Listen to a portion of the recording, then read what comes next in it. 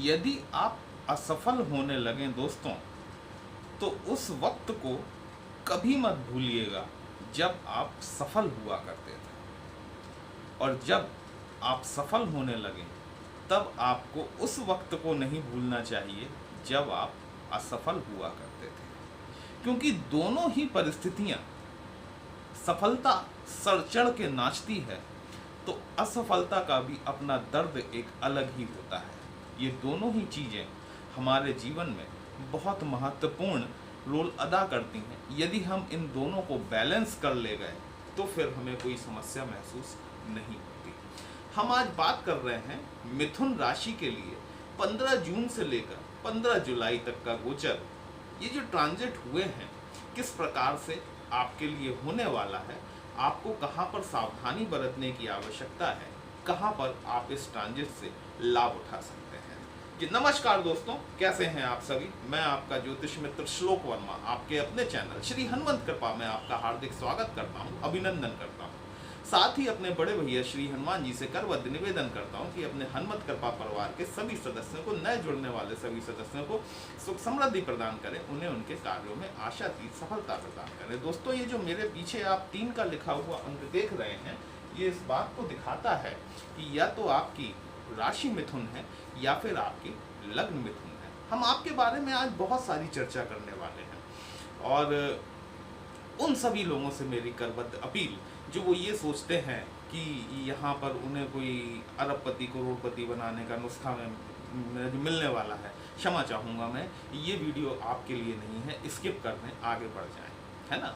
ये वीडियो उनके लिए है जो कि ज्योतिष शास्त्र को एक पथ प्रदर्शक के रूप में उपयोग करना चाहते हैं और उससे अपने जीवन को सहज, सरल और सुगम बनाने का कार्य करना चाहते हैं। ये बुद्ध जो है ना, बुद्ध महाराज, देखिए आपके फर्स्ट हाउस के कारक आपके बुद्ध देव होते हैं, साथ ही साथ आपके चौथे घर के कारक भी बुद्ध देव होते हैं। बुद्ध महाराज आपके लग्नेश होते हैं। लग्नेश का आपके बुद्ध महाराज का जो ट्रांजिट हो रहा है वो अभी आपके फर्स्ट हाउस में ही हो रहा है। इससे बढ़िया गोल्डन अपॉर्चुनिटी कोई और हो नहीं सकती, है ना।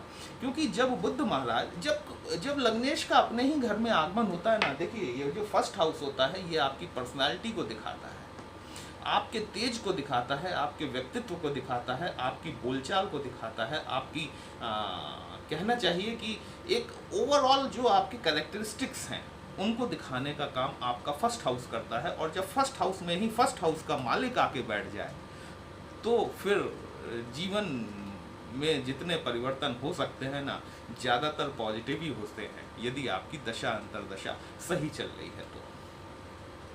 क्योंकि आपके चौथे घर का भी स्वामी है, देखिए बुद्ध जो है ये आपके चौथे घर के भी स्वामी है। अब ये बुद्ध आपके चार्ट में कहीं भी बैठे हो सकते हैं।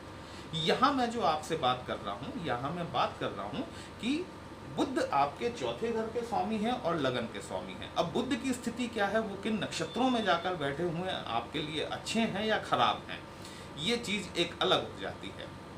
उस पर भी हम आएंगे, उस पर भी हम चर्चा करेंगे आपके लिए।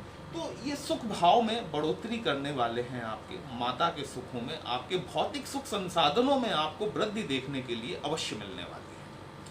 आप नए भूमि भवन वाहन को क्रय करने की तरफ जाना चाहते हैं, आप बिल्कुल जा सकते हैं। हम बात करें सूर्यदेव की। सूर्यदेव जो कि आपकी पत्रिका में आपके थर्ड हाउस के स्वामी होते हैं, डिसीजन मेकिंग के, करेज के स्वामी, पराक्रम के स्वामी होते हैं।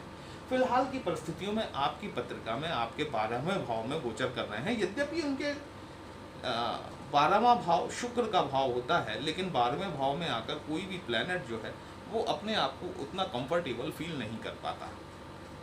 15 जून 2025 को सूर्य नारायण गोचर करेंगे और आपके प्रथम भाव में गोचरस्थ हो जाएंगे। बुधादित्य नामक राजयोग का निर्माण होगा यहाँ पर।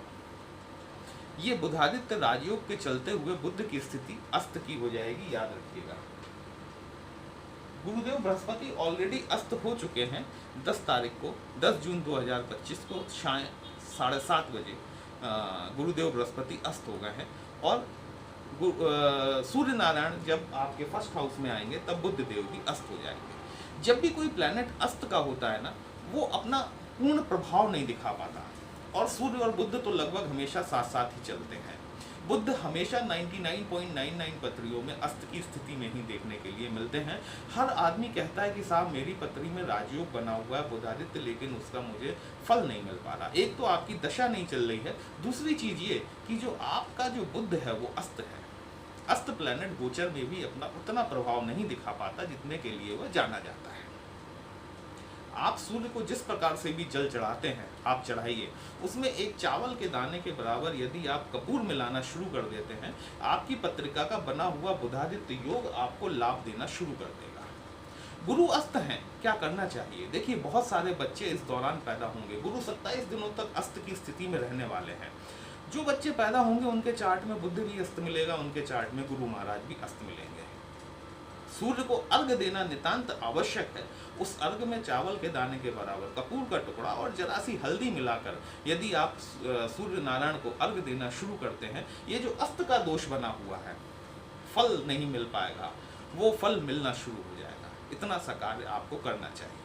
बुध जब सूर्य महाराज फर्स्ट हाउस में आएंगे ना, तो सूर्य देखिए, सूर्य आपकी पद प्रतिष्ठा मान मर्यादा का कारक है। ये तो एक उसका नेचुरल कारकत्व है, ठीक है। सूर्य जो है आपको पद प्रतिष्ठा मान मर्यादा सम्मान, ये प्रसिद्धि, ये सूर्य का नेचुरल कारकत्व है। आपकी पत्रिका में सूर्य जो स्वामी बनते हैं थर्ड हाउस के बनते हैं, डिसीजंस के। सूर्य कहीं ना कहीं ईगो के कारक भी बनते हैं। देखिए थोड़ा सा ईगो होता है, और इस एक माह के दौरान 15 जून से लेकर 15 जुलाई के अंतर्गत आपके अंदर यदि आपको ईगो बढ़ता हुआ महसूस होना शुरू हो जाए ना, तो थोड़ा सा उस पर कंट्रोल कीजिएगा। डिसीजंस आपके बहुत सॉलिड होने वाले हैं, बहुत प्रॉपर डिसीजन आप लेने वाले हैं, जो कि दूरगामी तौर पर आपको ज़्यादा लाभ दिलाने की स्थिति में रहने वाले हैं। हम बात करते हैं आपके शुक्रदेव की। शुक्रदेव वर्तमान परिस्थितियों में आपके एकादश भाव में गोचर कर रहे हैं। लाभ भाव में शुक्र का बैठे होना, वो भी भोग विलास ऐश्वर्य के स्वामी प्लैनेट, जो कि आपके 5th हाउस के लॉर्ड हैं और साथ ही साथ आपके 12th हाउस के लॉर्ड हैं। देखिए यहाँ एक समस्या है आपके शुक्र महाराज के साथ, उस पर हम आएंगे। लेकिन लाभ भाव में बैठना ये कहीं ना कहीं आपको लाभ दिलाने का कार्य जरूर करते हैं। शुक्र का ट्रांजिट 28 जून 2025 को आपकी पत्रिका में 12वें भाव में हो जाएगा। अपने ही घर में, अपनी ही राशि में आकर सूर्य शुक्र देव जो हैं वो अपनी सप्तम दृष्टि, जो कि इनकी संपूर्ण दृष्टि होती है, सप्तम दृष्टि से अपने ही घर को देखेंगे। भोग विलास ऐश्वर्य पर खर्च होने की संभावना ज्यादा बढ़ जाती है आपकी, क्योंकि शुक्र देखिए, शुक्र वैभव और विलासता के प्लैनेट हैं, लेकिन 12वां भाव खर्चों का भी प्लैनेट है।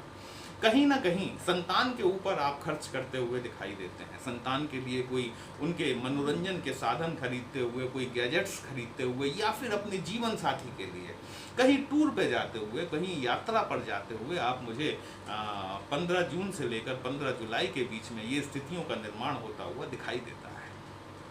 एक बहुत बढ़िया गोचर है ये आपके लिए, है ना। ये इस गोचर का आप जितना लाभ उठा सकें उतना आपके लिए अति उत्तम रहने वाला है। अब हम बात करते हैं आपके, देखिए राहु, शनि और केतु, इनके बारे में तो मैं आपको आपके पिछले वीडियोस में बता चुका हूँ। लेकिन एक ट्रांजिट जो हुआ है 14 तारीख को, जो होने वाला है 14 जून को, बहुत महत्वपूर्ण ट्रांजिट है। इसके बारे में ज़रा ध्यान से आपको सुनना पड़ेगा और समझना पड़ेगा। गुरु बृहस्पति अपना नक्षत्र परिवर्तन करने जा रहे हैं, और यहाँ से जब गुरु बृहस्पति अपना नक्षत्र परिवर्तन करेंगे तो आपके चार्ट में शनि की स्थिति और राहु की स्थिति देखने वाली होती है कि ये किस प्रकार की है। वैसे तो शनि महाराज आपकी पत्रिका में अष्टम भाव के और भाग्य भाव के स्वामी होते हैं, साथ ही साथ आपके लग्नेश के मित्र भी होते हैं, देखिए, है ना। लेकिन क्या है कि नक्षत्र बेसिस पर बेसिकली क्या होता है, लोग बाग पूछते हैं कि सर हम अपनी लग्न से देखें या कि राशि से देखें।